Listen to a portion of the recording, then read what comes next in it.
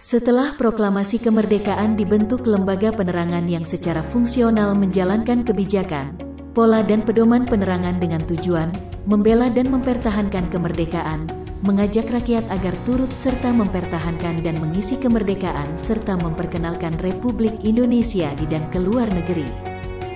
Selama periode tahun 1959 sampai tahun 1965, sesuai haluan pembangunan nasional sebagai ketetapan MPRS, Departemen Penerangan dibentuk untuk menyelenggarakan penerangan melalui media penerangan antara lain radio, film, tustel dan foto, percetakan, kendaraan, mesin stensil, dan mesin ketik.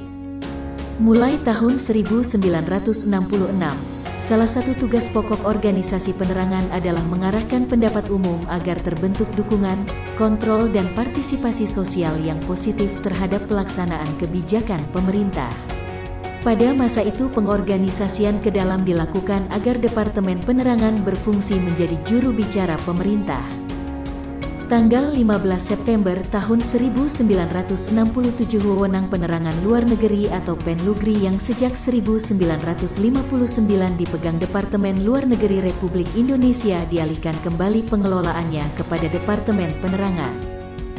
Untuk meningkatkan efisiensi dan efektivitas sarana media massa, maka pada tahun 1971 dikembangkan sistem komunikasi terintegrasi melalui koordinasi, integrasi dan sinergi antar unsur-unsur penerangan pemerintah.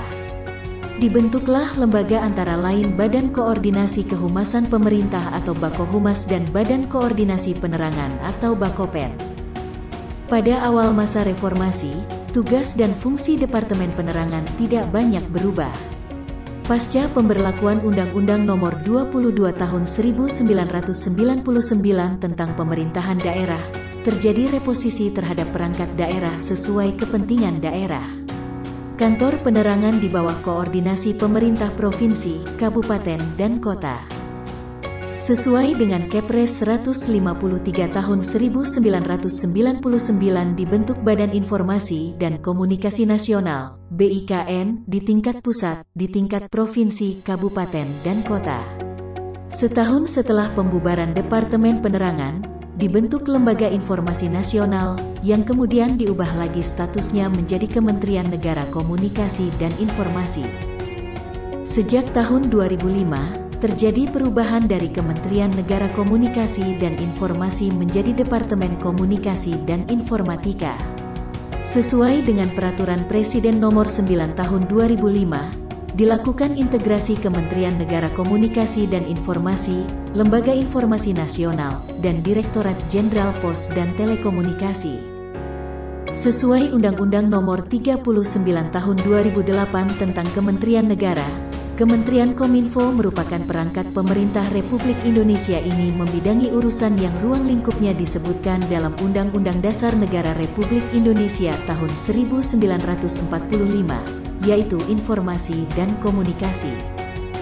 Kementerian Komunikasi dan Informatika mempunyai tugas menyelenggarakan urusan pemerintahan di bidang komunikasi dan informatika untuk membantu Presiden dalam menyelenggarakan pemerintahan negara.